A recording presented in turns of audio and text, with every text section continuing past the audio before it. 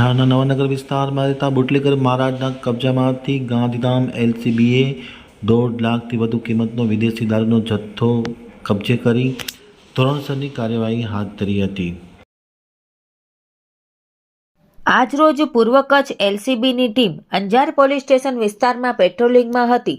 દરમિયાન બાતમી મળી કે પ્રોહી બુટલેગર શૈલેષ રઘુરામ મઢવી રહે અંજારવાડાનો નવાનગરમાં આવેલ કબજા ભોગવટાના રૂમમાં ગેરકાયદેસર વિદેશી દારૂનો જથ્થો મંગાવી સંગ્રહ કરેલ છે, જેથી પોલીસ દ્વારા તપાસ કરતા 1,52,677 કિંમતની વિદેશી દારૂની 249 બોટલો અને 5,280ની કિંમતના 48 બિયરના ટીન મળી આવતા પોલીસે કુલ 1,57,957નો પ્રોહી મુદ્દામાલ કબજે કરી હાજર ન મળી આવેલ આરોપી શૈલેષ રઘુરામ મઢવી વિરુદ્ધ કાયદેસરની કાર્યવાહી કરી આગળની કાર્યવાહી માટે અંજાર પોલીસ સ્ટેશનને સોંપવામાં આવેલ છે।